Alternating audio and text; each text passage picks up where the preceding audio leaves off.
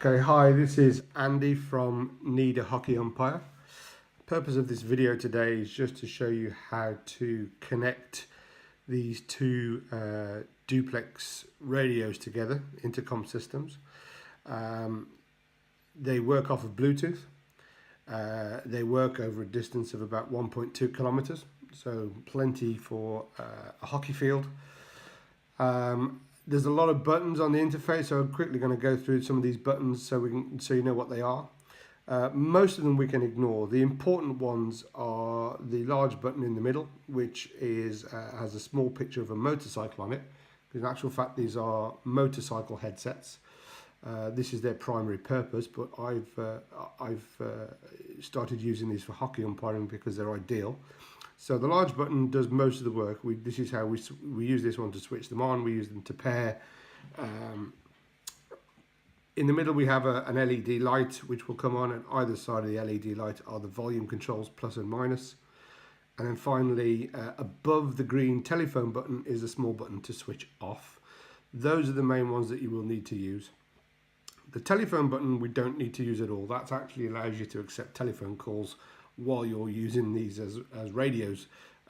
Useful on a motorcycle, no purpose whatsoever when you are umpiring. I'd hope to think that you would not want to receive telephone calls while you're umpiring a hockey match.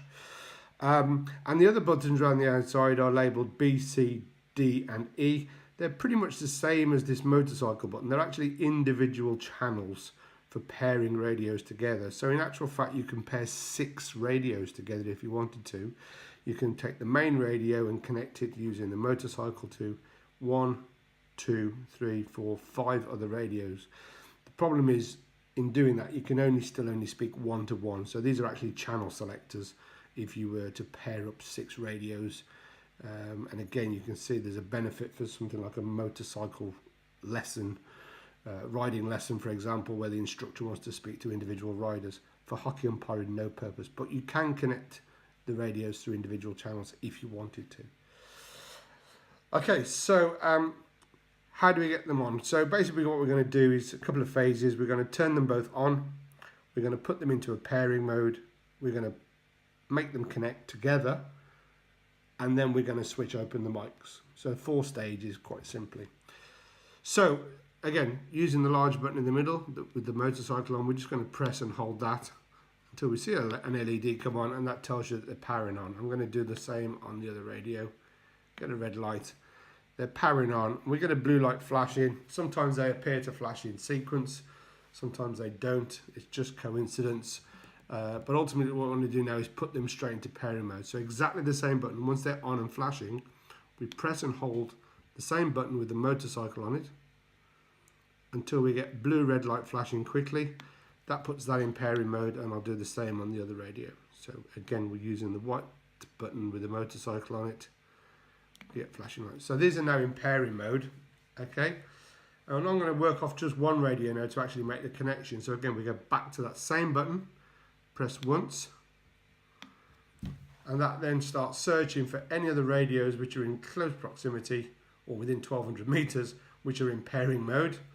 It will find this radio and make a connection.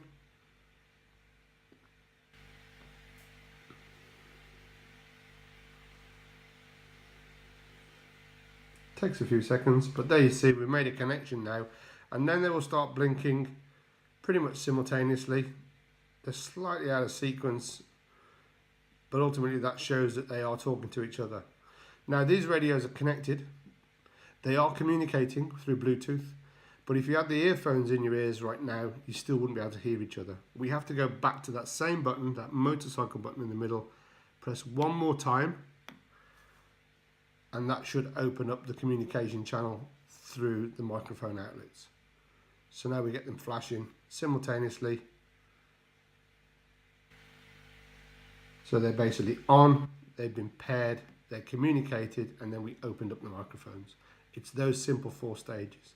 If anything goes wrong with these, you basically switch them off, you switch them back on again, and you go through exactly that same sequence. So to switch off at the end, all we do is go to the small button that's just above the telephone button, press and hold that once, and that will switch off. Okay, simple as that.